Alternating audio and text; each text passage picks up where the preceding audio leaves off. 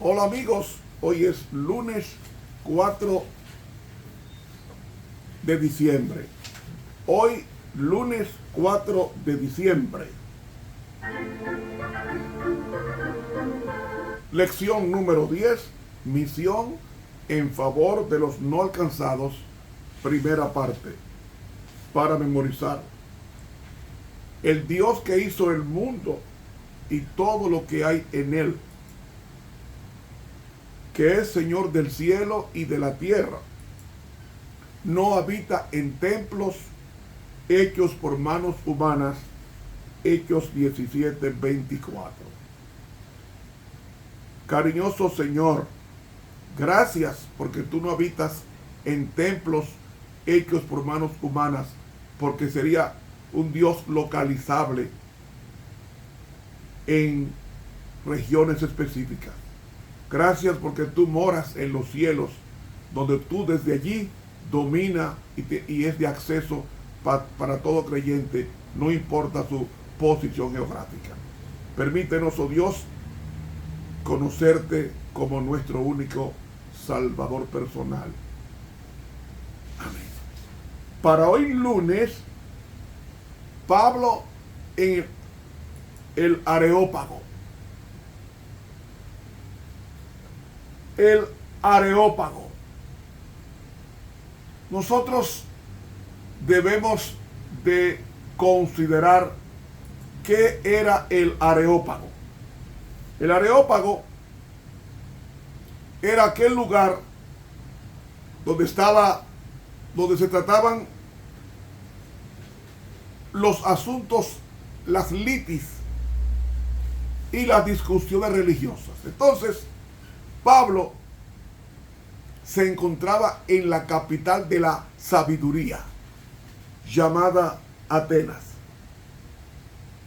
En Atenas, como dijimos ayer, habitaban 250,000 habitantes cuando Pablo estuvo allí, y leeremos el incidente de Atenas en Hechos 17, del 16 hasta el 21.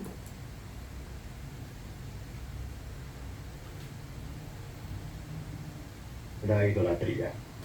Así que disputaba en la sinagoga con los judíos y religiosos, y en la plaza cada día con los que le ocurrían. Esa plaza en griego se llama Ágora, que era un sitio público donde se discutía diferentes cosas. Y algunos filósofos de los epicúreos y de los estoicos disputaban con él, y unos decían: ¿qué quiere decir este palabrero?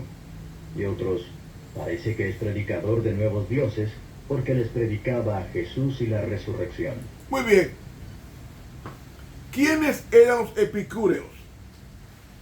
Los epicúreos eran una secta o una corriente filosófica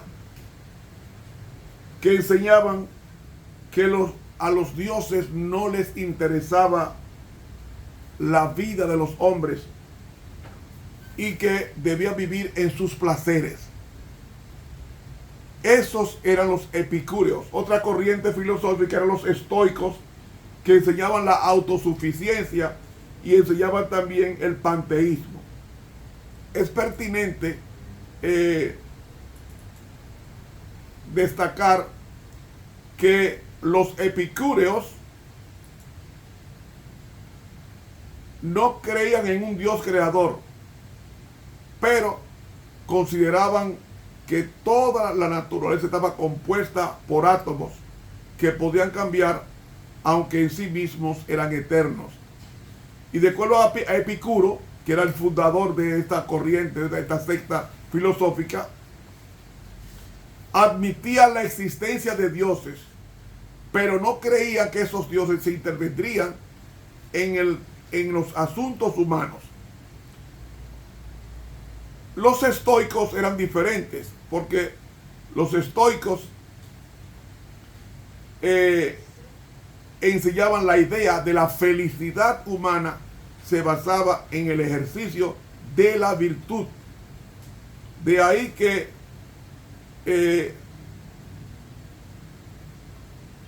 esto conducía a un estado de impasividad bienaventurada que le haría reaccionar de igual manera frente a los acontecimientos, ya fueran estos buenos o malos.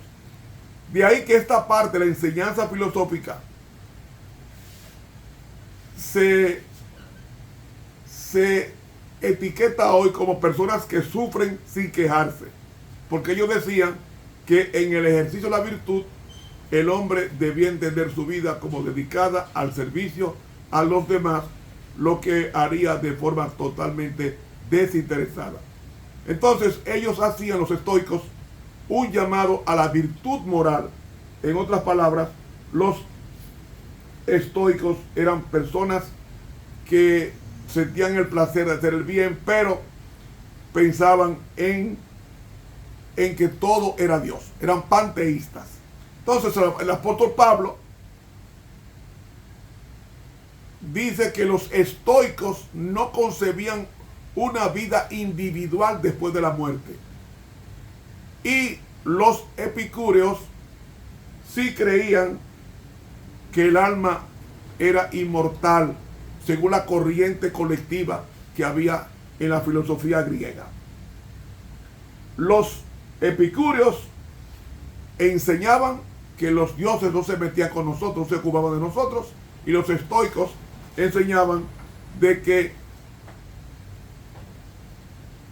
no había vida después de la muerte. Entonces el apóstol Pablo se presenta con ese mensaje de una resurrección, y seguimos escuchando lo que dice. Y tomándole le trajeron al Areópago diciendo, ¿podremos saber qué sea esta nueva doctrina que dices? Porque pones en nuestros oídos unas nuevas cosas. Queremos pues saber qué quiere ser esto. Entonces todos los atenienses y los huéspedes extranjeros en ninguna otra cosa entendían, sino o en decir o en oír alguna cosa nueva. Eran personas que estaban ávidas de buscar cosas nuevas, nuevas noticias, nuevos saberes. Y se encontró con el apóstol Pablo, que como dije ayer no tenía intención de quedarse en Atenas, y presentó a un Cristo crucificado y resucitado. ¿Saben qué hizo Pablo? Pablo predicó y se metió en el terreno de ellos. Le habló de filosofía, él era filósofo, de matemáticas, de lo que sea. Pablo discutió todo lo que tenía que ver al nivel intelectual de los demás que estaban allí. ¿Qué logró Pablo? Pocas personas fueron convertidas. Cuando Pablo se dio cuenta de eso después, entendió, no me propuse hacer otra cosa sino a Cristo y a este crucificado. ¿Saben una cosa? En 1 Corintios 2 leemos que no me propuse saber algo entre vosotros sino a Jesucristo y a este crucificado. Mire, al impío, al contador no le predique con la contabilidad, ni al ingeniero con ingeniería. Llévele a Cristo. El mensaje de que Cristo resucitó y te perdonó en la resurrección.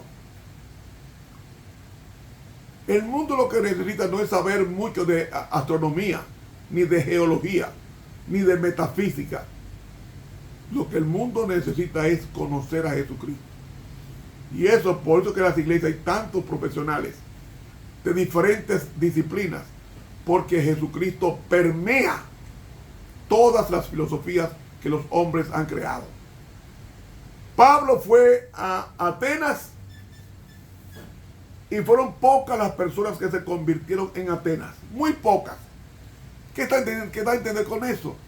Que lo que el mundo necesita saber no es otra cosa, sino que el que murió en la cruz del Calvario es el mismo que resucitó, el mismo que ascendió a los cielos y el mismo que volverá por segunda vez a buscar a aquellos que hicieron con él pacto con sacrificio.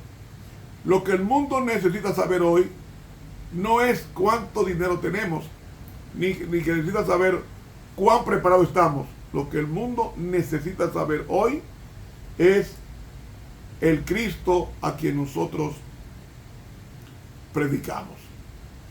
Dice el libro Hechos de los Apóstoles, la página 191, lo siguiente.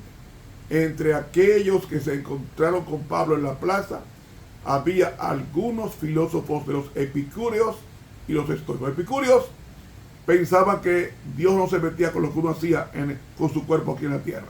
Y los estoicos promovían el bien moral, pero no pensaba que había vida después de la muerte. Entonces sigue diciendo, pero estos y todos los demás que trataron con él, vieron pronto que tenía un caudal de conocimiento aún mayor que el de ellos. Sus facultades intelectuales imponían el respeto de los letrados, mientras que su fervor, su lógico razonamiento y el poder de su oratoria llamaban la atención de todos sus auditorios. Sus oyentes reconocieron el hecho de que no era un novicio, sino un hombre capaz de hacer frente a todas las clases de argumentos convincentes en defensa de la doctrina que enseñaba. Así, el apóstol permaneció impávido, haciendo frente a sus opositores en su propio terreno, haciendo frente a la lógica con la lógica, a la filosofía con la filosofía, a la elocuencia con la elocuencia. ¿Y qué pasó? Que mientras Pablo escudriñaba la palabra de Dios, encontró lo que dice 1 Corintios 1, 26 al 29, no muchos sabios según la carne, no muchos poderosos, no muchos nobles, antes lo necio del mundo escogió Dios para avergonzar a los sabios, como hizo Pablo en Atenas, y a los flacos del mundo escogió Dios para avergonzar a los fuertes, como el caso de Eliseo. Y lo vil del mundo y lo menospreciado escogió Dios, y lo que no es, para deshacer lo que es, para que ninguna carne se jacte en su presencia. 1 Corintios 1, 26, 29. Así que, mis hermanos, cuando Pablo se dio cuenta que con la lógica y con la filosofía y con la elocuencia no pudo aglutinar esa gran cantidad de conversos, sino apenas unos pocos, él, cuando se dio cuenta de eso, dice que no se propuso conocer nada sino a Jesucristo y a este crucificado, en 1 Corintios 2:2. Hermanos,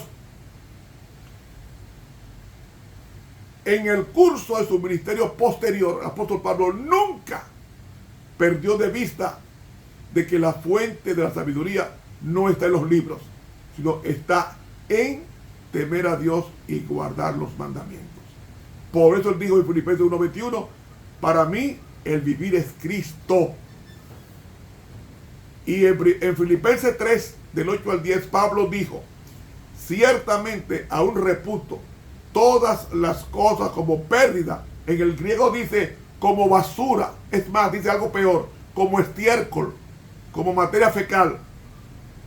Ciertamente aún reputo, o sea, considero todas las cosas como basura, como excremento, por el inminente conocimiento de Cristo Jesús, mi Señor, por el amor del cual lo he perdido todo, para ganar a Cristo y ser hallado en Él, no teniendo mi justicia, que es por la ley, sino la que es por la fe de Cristo, que es la justicia de relación con Dios.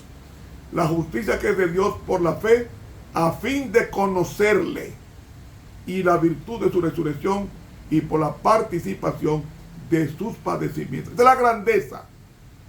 No estoy insinuando con esto que no se estudie. Hay que estudiar y hay que prepararse, pero la grandeza del hombre está en conocer a Cristo y a este crucificado, que fue lo que Pablo concluyó en su discusión un poco fértil en Atenas. Dice el siervo de Dios, esperamos morar con Cristo en el mundo eterno, entonces debemos morar con Él aquí para que pueda ayudarnos cada vez que se presenten pruebas y tentaciones y nos prepare para su venida en las nubes del cielo. No podemos mantener a Cristo tan apartado de nuestra vida como lo hacemos y sin embargo ser idóneos para su compañerismo en el cielo. Él es todo en el cielo y debe ser nuestro todo en la tierra, a fin de conocerle. Página 120 de la pluma inspirada. Hermano, eso es lo que el mundo y tú y yo necesitamos. Conocer a Cristo. Y Cristo se conoce a través de su palabra. Que Dios nos bendiga. Para mañana martes 5 de diciembre, Pablo y el Dios desconocido. Suscríbase a este canal de YouTube, Ramón Romero. Dele click a la campanita. Pasen un feliz día.